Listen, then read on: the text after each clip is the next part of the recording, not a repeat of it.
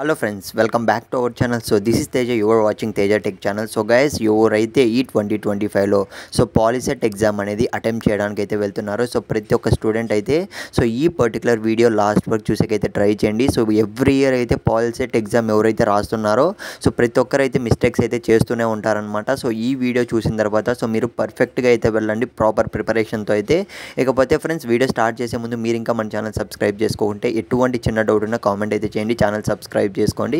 So మీరైతే స్టార్టింగ్లో చూస్తున్నారు కదా, సో ఓఎంఆర్ షీట్ అనేది ఏ విధంగా అటెంప్ట్ చేయాలి, ఏ విధంగా కేర్ఫుల్గా చేయాలో సో ఈ వీడియోలో అయితే చెప్పడం అయితే జరుగుతుంది. సో ఏపీ కానివ్వండి, తెలంగాణ కానివ్వండి, ఖచ్చితంగా ఈ వీడియో అనేది చూసే వెళ్ళండి.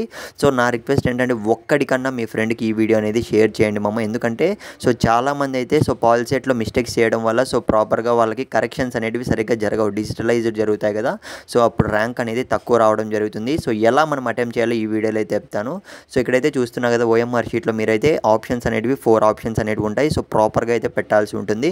ఇకపోతే డేట్స్ ఇవన్నీ కూడా అవన్నీ కామన్గా ఉంటాయి. స్టూడెంట్ సిగ్నేచర్, ఇన్విజిలేటర్ సిగ్నేచర్, మీ హాల్ టికెట్ నెంబర్ మొత్తం కూడా సో అవన్నీ కూడా ఇన్స్ట్రక్షన్స్ వాళ్ళు అయితే చెప్తారు. కాకపోతే మీరు ఏం చేయాలంటే సో క్వశ్చన్ పేపర్ ఇచ్చిన తర్వాత ఫస్ట్ ఆఫ్ ఆల్ అయితే మీరు సో ఆన్సర్స్ అన్నీ కూడా టిక్ చేసుకొని పెట్టుకునేయండి. సో ఫస్ట్ నుంచి లాస్ట్ వరకు సో మీకు ఎంత టైం అయినా పట్టనివ్వండి. సో తర్వాత చూసుకున్నట్లయితే ఓఎంఆర్ షీట్ అనేది మీరు ఫిల్ చేయడం అయితే బబులింగ్ అనేది ఉంటుందన్నమాట. సో బబులింగ్ అనేది చేయడం స్టార్ట్ చేయండి. సో మీరు క్లారిటీగా అయితే చేయాలి. సో ఏ విధంగా చేయాలో మీరు స్క్రీన్ మీద అయితే చూపుతారు చూడండి. సో ఖచ్చితంగా మీరు ఇది ఫాలో అవ్వడం మాత్రం మర్చిపోకండి. మీరు ఎంత టెన్షన్లో ఉన్నా కానీ లాస్ట్ మినిట్లో అయినా కానీ మీరు ఎగ్జామ్ అయిపోతుందనగా కానీ ఈ విధంగానే చేయాలి. సో ఫస్ట్ సెకండ్ అయితే గమనించండి. సో ఈ విధంగా మీరు మార్క్ చేయడం, పెన్ను కానీ పెన్సిల్ కానీ యూస్ చేయమంటారు.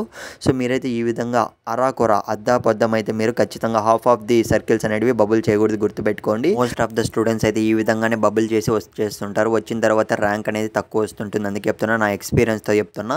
ఇకపోతే థర్డ్ ఫోర్త్ అయితే గమనించండి. సో చాలామంది అయితే ఫస్ట్ బబుల్ చేసేసి ఉంటారు, అయ్యో ఇది మిస్టేక్, సో ఏమోలే కరెక్షన్ చేస్తారని సో అది రాంగ్ కొట్టేసి బి కానీ సి కానీ వేరే ఆప్షన్ అనేది పెడుతూ ఉంటారు. సో ఈ విధంగా కూడా అస్సలు చేయకూడదు. ఇకపోతే సో 5th 6th 7th గమనించండి. సో నేను క్లారిటీగా అయితే చేయలేదు కానీ బబ్లింగ్ అనేది ఈ విధంగా చేస్తేనే మెషిన్ అనేది కరెక్షన్ అనేది తీసుకుంటుంది అనమాట. సో ఖచ్చితంగా యూస్ఫుల్గా ఉంటుంది అనుకుంటున్నా, మీకైతే ఖచ్చితంగా యూజ్ అయి ఉంటుంది అనుకుంటున్నా. మీ ఫ్రెండ్స్కి కూడా ఈ వీడియో అనేది షేర్ చేయండి. వీడియో ఒక్క లైక్ చేయడం మర్చిపోకండి. All the best.